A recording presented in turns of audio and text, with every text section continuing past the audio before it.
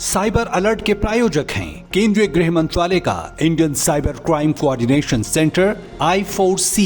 Cyber अपराधियों का मत लो tension, stop, think and then take action. और केंद्रीय इलेक्ट्रॉनिकी और सूचना प्रौद्योगिकी मंत्रालय, सतर्क रहें, साइबर सुरक्षित रहें। Social media platforms, WhatsApp, Facebook, Insta आदि हम सब यूज कर रहे हैं इन्हें, लेकिन हम में से कितने हैं जो इनके सेफ्टी फीचर्स को लेकर अवेयर हैं? आजकल वो एपी के नाम की फाइल एक ग्रुप में डाल देते हैं और वो एपी के फाइल आपके पूरे फोन को हैक कर लेती है। प्राइवेसी में जाइए, स्ट्रिक्ट अकाउंट सेटिंग उसे ऑन कर दीजिए। आपके व्हाट्सएप में एक 2 फैक्टर ऑथेंटिकेशन, बहुत सारे लोगों ने इसके बारे में सुना है लेकिन उसको वो ऑन नहीं करते। व्हाट्सएप जो आपका अकाउंट है उसमें सिर्फ आपकी आइडेंटिटी ही नहीं, आपके कॉन्टैक्ट ही नहीं, बट आपकी कॉन्वर्सेशन के साथ एक फाइनेंशियल लाइफ कनेक्ट होती है। नमस्कार। अजब गजब है ये साइबर दुनिया। हर ओर कंटेंट ही कंटेंट है, लेकिन कितना विश्वसनीय? लाइक्स की तो मार धाड़ है, लेकिन कितने लाइकेबल? व्यूज हर किसी को चाहिए, लेकिन कितने रियल? सामने वाला कहता है मेरा दोस्त है, लेकिन क्या वाकई है भी? कहते हैं ना, जो दिखता है सो बिकता है। लेकिन इस ऑनलाइन दुनिया में जो दिखता है अधिकतर वो होता ही नहीं है, और इसीलिए मैं आती हूँ हर सप्ताह आपको साइबर अलर्ट करने के लिए। आपके साथ मैं हूँ ममता चोपड़ा।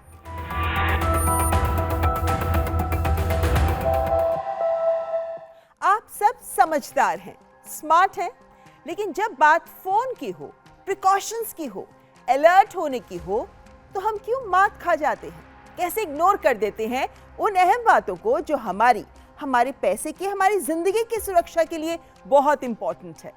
ऑनलाइन दुनिया में आज अधिकतर लोगों की जिंदगी 3 सोशल मीडिया प्लेटफॉर्म्स पर सबसे अधिक बीतती है: व्हाट्सएप, फेसबुक, इंस्टाग्राम। हमसे ईमेल पर कई लोगों ने व्हाट्सएप और फेसबुक अकाउंट्स हैक होने की बात बताई है। साथ ही ये भी पूछा है कि इन्हें सेफ रखने के तरीके बताएं। तो आज करेंगे इन्हीं की बात। लेकिन उससे पहले साइबर ठगी के एक नए तरीके को लेकर आपको सावधान करना चाहेंगे। ये है पासवर्ड रीसेट फ्रॉड। इसे लेकर कई दर्शकों ने हमें आगाह भी किया है। होता ये है कि साइबर ठग आपको नकली पासवर्ड रीसेट मैसेज भेजते हैं। ये ईमेल या एसएमएस से आ सकते हैं। ये मैसेज असली सर्विस मैसेज जैसे ही दिखते हैं।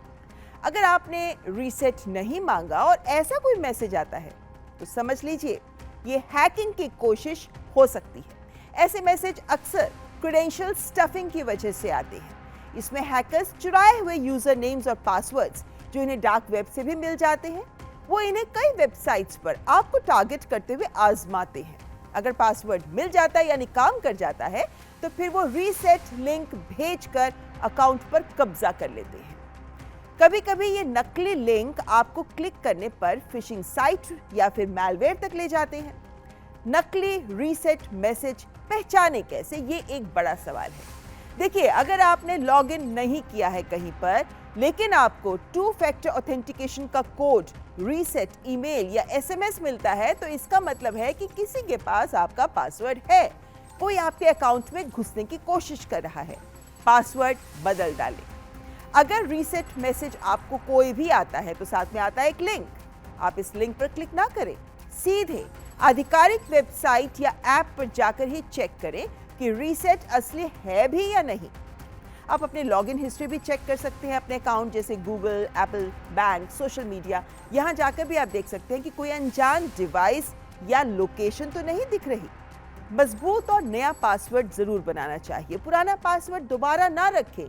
पासवर्ड मैनेजर का भी आप इस्तेमाल कर सकते हैं अपने पासवर्ड्स को मैनेज करने के लिए।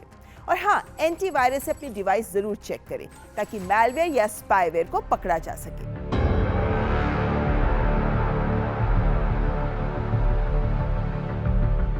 एक मेल आएगा जो बिल्कुल देखने में असली लगेगा कि आपको फौरन अपना पासवर्ड रीसेट कर लेना चाहिए। आप जैसे ही उस लिंक पे क्लिक करेंगे, हूबहू उसी तरीके की एक वेबसाइट खुलेगी। इसको फिशिंग लिंक कहते हैं। वो देखने के बिल्कुल असली लगेगी, लेकिन आप जैसे ही उस पर अपना पुराना पासवर्ड और ईमेल डालेंगे, ये हैकर के पास चला जाएगा।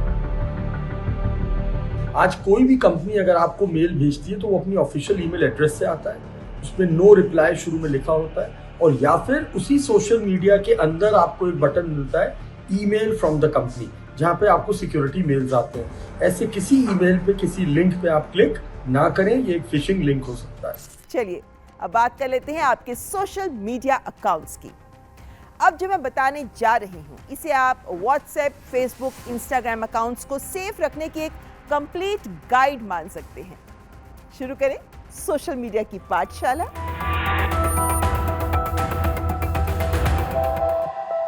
सबसे पहले शुरू करते हैं व्हाट्सएप से। अभी मुझे कल ही कोई बता रहा था कि मेरी फ्रेंड का व्हाट्सएप हैक हो गया। स्कैमर उसके सभी कॉन्टैक्ट्स को भेज रहा है आपत्तिजनक मैसेजेस, यहाँ तक कि उसके इन-लॉज, उनके प्रोफेसर्स को भी। एम्बैरेसिंग हो जाता है ना? तो ऐसे नौबत ना आए इसके लिए क्या क्या कर लेना जरूरी है ये भी समझ लें। सबसे पहले सेटिंग्स में जाएं और यहाँ अकाउंट में जाइए। यहाँ सिक्योरिटी नोटिफिकेशंस का जो ऑप्शन देख रहे हैं इसे जरूर ऑन रखें। अगला ऑप्शन पास कीज, ये भी क्रिएट कर लें, क्योंकि इससे होगा ये कि आप अपना व्हाट्सएप फिंगरप्रिंट या फेस या स्क्रीन लॉक से ही एक्सेस कर पाएंगे। कोई और मोबाइल खोल भी लेगा तो व्हाट्सएप में एंटर नहीं कर पाएगा। ईमेल, यहाँ भी अपना ईमेल जरूर डालें। Well, it helps to access the account. ये ईमेल जो यहाँ पर डाला जाएगा ये दूसरों को नजर नहीं आएगा अनलेस आप इसे अपने प्रोफाइल में ऐड कर लेते हैं। बहुत से लोग ये भी करते हैं। लेकिन फिर आता है मोस्ट इंपॉर्टेंट स्टेप, जो अधिकतर लोग नहीं करते लेकिन जो आपके व्हाट्सएप को हैक होने से बचा सकता है। ये है 2 स्टेप वेरिफिकेशन। इसे जरूर ऑन करें। यहाँ आपको 6 अंकों वाला एक पिन डालना होगा जो आपकी डेट ऑफ बर्थ, आपका फोन नंबर, इनसे बिल्कुल जुड़ा नहीं होना चाहिए। ये क्यों जरूरी है इसे समझाने के लिए आपको एक केस बताती हूँ। मामला गुरुग्राम का था जिसमें एक डॉक्टर का व्हाट्सएप हैक कर लिया गया। ये कोई अनजान फिशिंग लिंक क्लिक करने से भी हो सकता है, या फिर एपीके फाइल डाउनलोड करने से भी हो सकता है, या फिर कई मामलों में कॉल मर्जिंग से भी ये किया जा रहा है। गुरुग्राम के मामले में एक डॉक्टर का व्हाट्सएप हैक करके उसके माध्यम से उनके कॉन्टैक्ट के 40 और डॉक्टर्स को भी फंसाया गया। इन सब के व्हाट्सएप हैक कर लिए गए जो 1 हफ्ते बाद ही उन्हें वापस मिल सके। लेकिन ये नहीं हुआ होता अगर इन्होंने 2 स्टेप वेरिफिकेशन एक्टिवेट कर लिया होता, क्योंकि आपके व्हाट्सएप में लॉगिन के लिए स्कैमर को चाहिए होगा क्या? ये 6 डिजिट का पिन जो सिर्फ आपके पास है। हमने बहुत सारे अपने फ़ोन की सेटिंग्स को कैजुअली यस कर दिया। फॉर एग्जांपल, आपके व्हाट्सएप में एक 2 फैक्टर ऑथेंटिकेशन होती है। बहुत सारे लोगों ने इसके बारे में सुना है लेकिन उसको वो ऑन नहीं करते।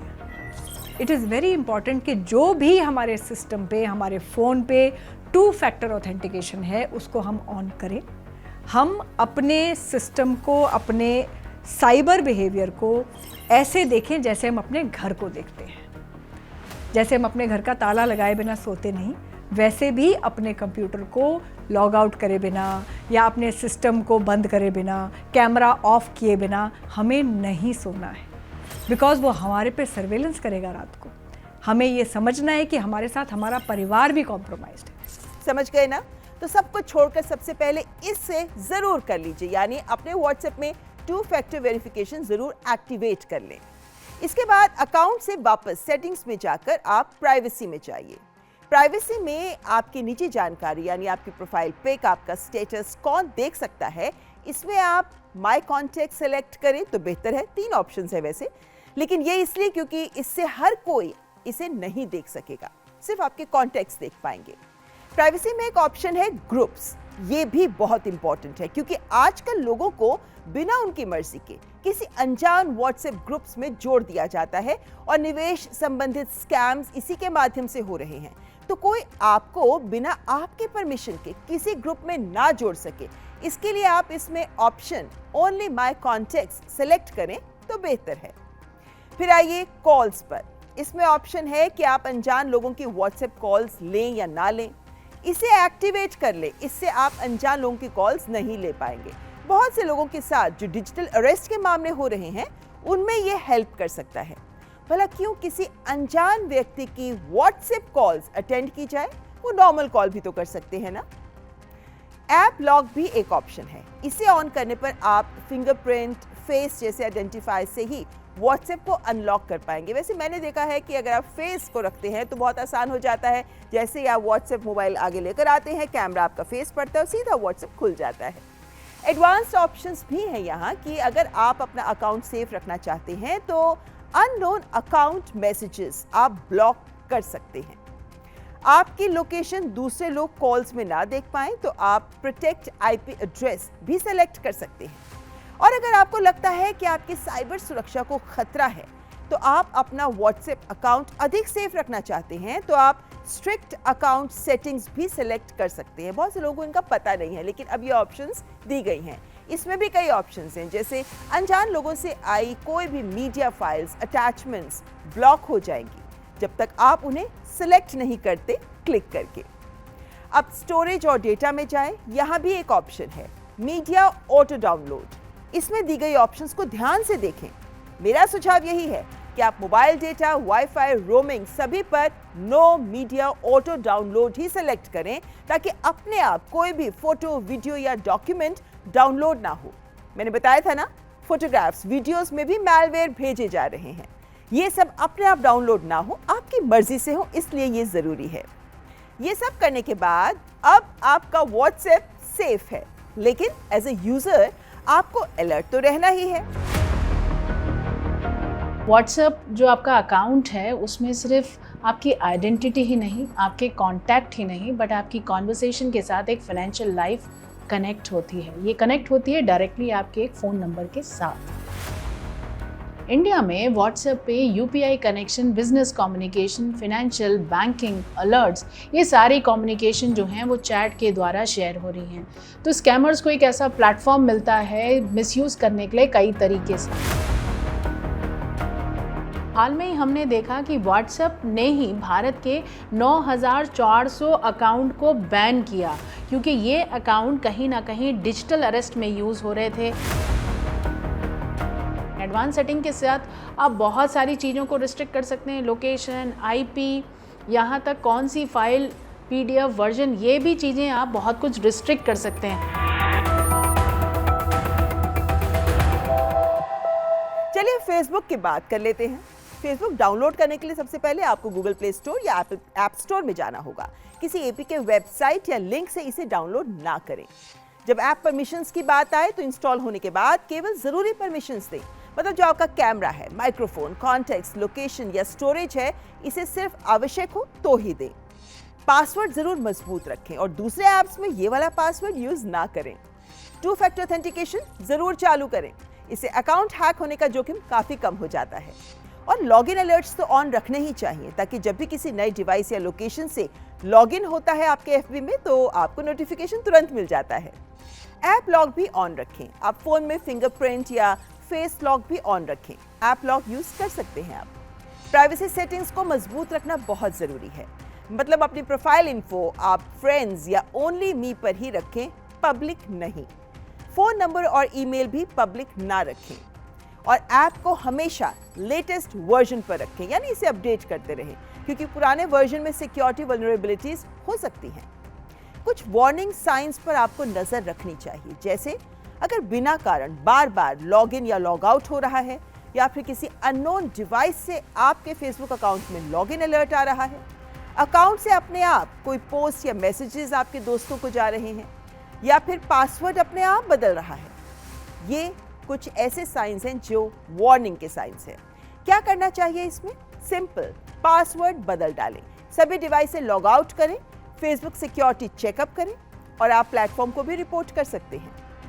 अब आपका ध्यान फेसबुक ऐप द्वारा मांगी जाने वाली परमिशंस की ओर भी दिलाना चाहूंगी क्योंकि अमूमन हम परमिशंस देकर भूल जाते हैं या फिर बहुत सारी परमिशंस अपने आप ऐप ले भी लेते हैं, लेकिन आप उन्हें देते हैं तभी ये हो पाता है। ऐसे में ये जानना जरूरी है कि इतनी सारी परमिशंस जो ऐप मांग रहे हैं आपको पता भी है।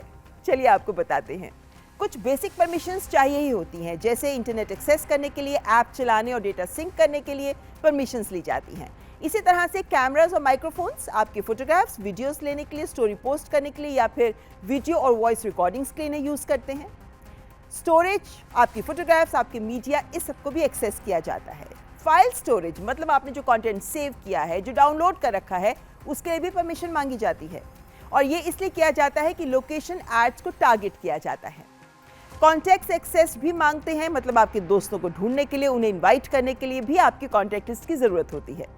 फ़ोन परमिशंस में कॉल लॉग्स भी होती हैं। कुछ डिवाइसेस जो पुराने वर्जन हैं उनमें ये कॉल लॉग्स भी मांगे जाते रहे हैं। कैलेंडर एक्सेस भी मांगते हैं, मतलब आपकी जो इवेंट्स हैं उन्हें सिंक करने के लिए इसे मांगा जाता है। अगर आप चाहते हैं तो दें, वरना मत दें। ब्लूटूथ की भी परमिशन लेते हैं ये, आप देना चाहते हैं तो दें, वरना नहीं। और हाँ, आपकी ऐप एक्टिविटी, आपका यूसेज डेटा, ये सब भी ये परमिशंस में मांगते हैं। आपका यूज़ कैसे करते हैं आपने यूज़, उसी को टारगेटेड एड्स दिखाने के लिए इस जानकारी का ये यूज़ करते हैं। बैकग्राउंड में भी ये चलते रहते हैं, यानी नोटिफिकेशंस और अपडेट्स देने के लिए ही आपको ये बैकग्राउंड में एक्टिविटी करता रहता है। लेकिन क्या ये आप चाहते हैं, ये आपको गौर करना होगा। लेकिन आप ध्यान दें, सभी परमिशन ज़रूरी नहीं होती, कई ऑप्शनल होती हैं। इसके लिए अगर आप चेंज करना चाहते हैं तो सेटिंग्स में परमिशंस में जाकर परमिशंस बंद कर सकते हैं। बहुत से लोग करते ही नहीं हैं, खासकर जो आपकी लोकेशन है, कॉन्टैक्ट है, माइक्रोफोन जैसे जो सेंसिटिव परमिशंस हैं, इनको लेकर तो आप जागरूक हो ही सकते हैं। तो अब फौरन जाइए इस ऐप की सेटिंग्स में और चेक कर लीजिए कौन सी परमिशंस हैं जो आपको नहीं देनी है। सोशल मीडिया पे हम लोग बहुत सारी जानकारी डालते हैं और कई बार वो क्रिमिनल्स के हाथ में चली जाती है। कुछ भी सोच समझ के डालें, कुछ भी डालने से पहले अपनी ऑडियंस सिलेक्ट कर लें। आपके मित्र देख रहे हैं या कोई पब्लिक का आदमी देख रहा है, और किसी अनजान आदमी से दोस्ती ना करें। आजकल कई इन्वेस्टमेंट स्कैम्स, रिलेशनशिप स्कैम्स और डेटिंग स्कैम्स इन्हीं सोशल मीडिया साइट्स के थ्रू पनप रहे हैं और काफ़ी केसेस सामने आ रहे हैं।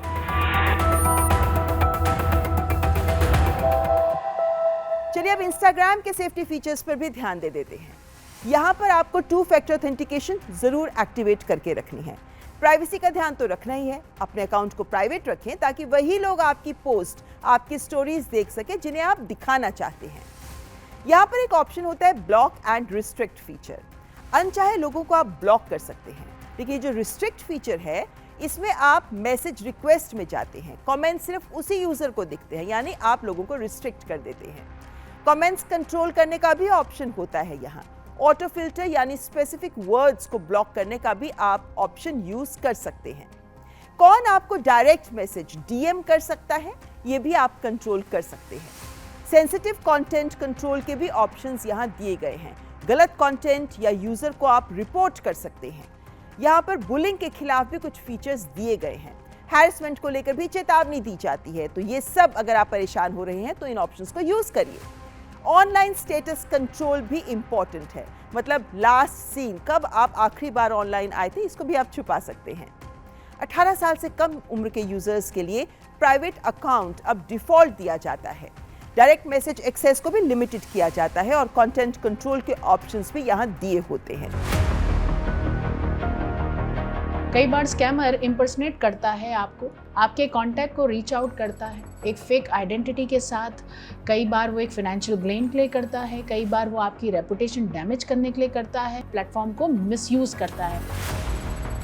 बहुत सारे आपके ऑफिशियल डॉक्यूमेंट्स हैं, फैमिली की फोटोग्राफ्स हैं, लिंक हैं, ड्राइव के लिंक्स हैं, ऐसी बहुत सारी पर्सनल सेंसिटिव इंफॉर्मेशन आप चैट पे कम्युनिकेट करते रहते हैं। अब हैकर के हाथ कहीं ये डेटा आ गया तो वो उसे मिसयूज़ कर सकता है।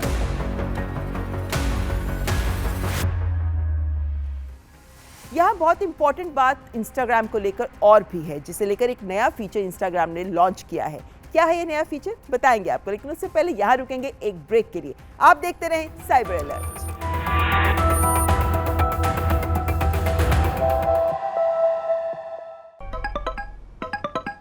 यस तो तुम हो अंजलि कुमार, मैं सीनियर ऑफिसर रंजन। शुरू करो इसका इंट्रोगेशन। और इंट्रोगेशन के दौरान कैमरा बंद मत करना।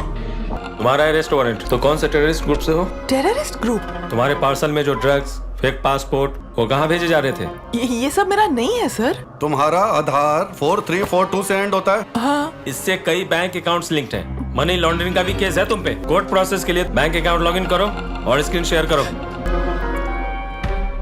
अब एफडी तोड़ो और सारा अमाउंट कोर्ट के अकाउंट में ट्रांसफर करो। पैसे आ गए। अब बस थोड़ी देर में केस का स्टेटस समझ आ जाएगा। याद रखें, असली पुलिस ऑफिसर्स कभी वीडियो कॉन्फ्रेंसिंग एप्स द्वारा इंटरोगेशन नहीं करते हैं, ना ही आपके फाइनेंशियल डिटेल्स मांगते हैं। ऐसे कोई भी कॉल्स आए तो तुरंत डिस्कनेक्ट करें और नेशनल साइबर क्राइम हेल्पलाइन 1930 पे रिपोर्ट करें। व्यक्तिगत जानकारी के लिए ऑनलाइन अनुरोधों से रहें सावधान। कुछ भी जानकारी देने से पहले जरूर सोचें। कोई भी वैधानिक कंपनी फोन या इंटरनेट पर आपसे निजी जानकारी कभी भी नहीं मांगती। इसलिए ऐसे कॉल या ईमेल आने पर अपनी जानकारी देने से पहले समझदारी दिखाएं और सावधानी बरतें।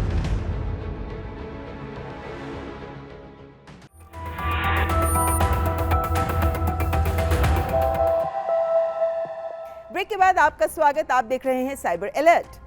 इंटरनेट पर क्या सेफ है और क्या नहीं, इस पर बहस लगातार छिड़ी हुई है। इसी कड़ी में इंस्टाग्राम ने टीनएजर्स को, किशोरों को सुरक्षित रखने के लिए बड़ा कदम उठाते हुए अपने सख्त कंटेंट फिल्टर नियमों को अब पूरी दुनिया में लागू कर दिया है। इसके तहत बच्चों को प्लेटफॉर्म पर 13 वर्ष से अधिक उम्र वाले कंटेंट यानी वायलेंस, ड्रग्स या आपत्तिजनक कंटेंट से दूर रखा जाएगा। पिछले साल अक्टूबर में इन नियमों को अमेरिका, ब्रिटेन, कनाडा और ऑस्ट्रेलिया में लागू कर दिया गया था, लेकिन अब इसे पूरी दुनिया में लागू कर दिया गया है। ये सब जानते ही है ना कि अमेरिका की अदालतों ने मेटा को युवाओं के लिए मानसिक स्वास्थ्य को नुकसान पहुंचाने का जिम्मेदार ठहराया था, तो करेक्टिव स्टेप्स उठाए जा रहे हैं। आज अधिकतर लोग गेमिंग करते हुए नजर आते हैं, और अगर आप गेमिंग करते हैं तो ये जानकारी है आपके लिए।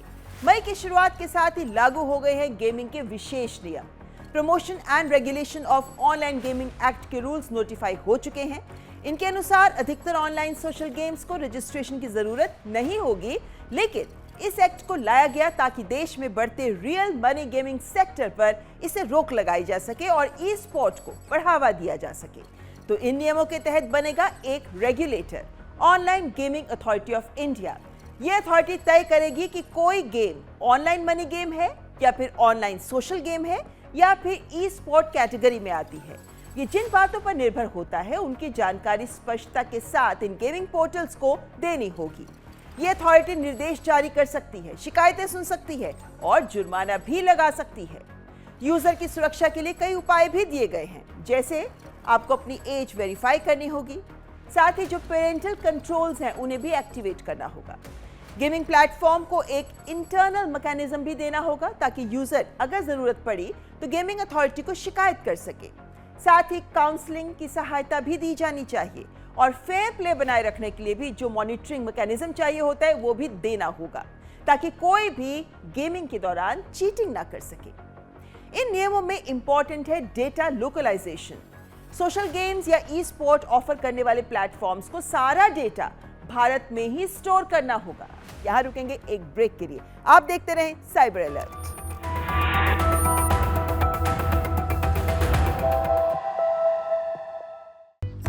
तुम तो कमाल के आदमी हो यार, हमारा भी पैसा बढ़ा दो। सर ग्रुप पे जैसा बोला जाए बस वैसा करते जाइए। अच्छा, ये तो बहुत और का कर दिया महाराज। आप जैसे पढ़े लिखे लोगों को ये लोग ये बिल्कुल फर्जी इन्वेस्टमेंट ग्रुप का सदस्य बना करके आपको फंसा रहे हैं। हमको चूना लगा रहे हैं। बिल्कुल, आप भी कभी भी किसी अनजान सोशल मीडिया इन्वेस्टमेंट ग्रुप में बिल्कुल न जुड़े। और यदि स्टॉक मार्केट में इन्वेस्टमेंट करना हो तो हमेशा सेबी अप्रूव्ड ऐप से ही करें। शिकार होने पर ये नंबर पे फोन कीजिए 1930 या फिर ये जो वेबसाइट दिया है ना नीचे www.cybercrime.gov.in आपकी स्क्रीन पर, वहाँ शिकायत जो है आप दर्ज करें।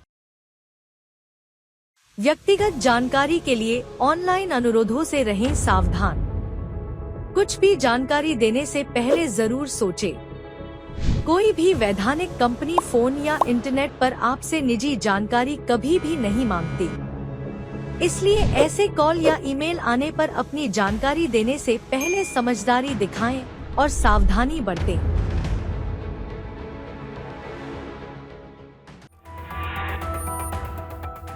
ब्रेक के बाद अब बात ग्रीन अलर्ट की। सीबीआई जैसी सरकारी एजेंसियों के नाम पर फर्जी नोटिस दिखाकर कई साइबर अपराध और डिजिटल अरेस्ट के मामले सामने आ रहे हैं, जिन पर लगाम लगाने के लिए सीबीआई ने उठाया है अहम कदम। अब 1 मई से सीबीआई ने शुरू की है व्यवस्था कि सीबीआई के नोटिस पर अब क्यूआर कोड लगा मिलेगा। साथ ही एआई चैटबॉट अभय भी लॉन्च किया गया है।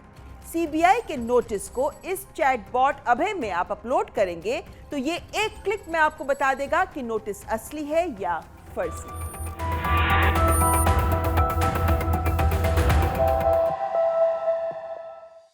तो कार्यक्रम में आज हमने की बात सोशल मीडिया की। सोशल मीडिया प्लेटफॉर्म्स जिन्हें हम सब यूज करते हैं, मतलब बच्चों से लेकर बड़ों तक सभी इन्हें यूज कर रहे हैं, लेकिन कितने हैं जो इन सेफ्टी फीचर्स के बारे में जानते हैं या इन पर गौर करते हैं? इसलिए बहुत जरूरी है कि आज हमने आपको जो जो जानकारी दी उसे आप अधिक से अधिक लोगों तक जरूर पहुंचाएं, ताकि हम सबको रख सकें साइबर सेफ। और हाँ, ईमेल के माध्यम से भी हमारे साथ जरूर जुड़िए। हमारा ईमेल आईडी cyberalert.ddnews@gmail.com। इसी के साथ आज के इस कार्यक्रम में बस इतना ही। अगले हफ्ते फिर हाजिर होंगे एक और महत्वपूर्ण विषय के साथ। तब तक हमारी पूरी टीम को दीजिए इजाजत। नमस्कार, जय हिंद। साइबर अलर्ट के प्रायोजक थे केंद्रीय गृह मंत्रालय का Indian cyber crime coordination centre I4C। Cyber अपराधियों का मत लो tension, stop, think and then take action. और केंद्रीय इलेक्ट्रॉनिकी और सूचना प्रौद्योगिकी मंत्रालय। सतर्क रहें, साइबर सुरक्षित रहें।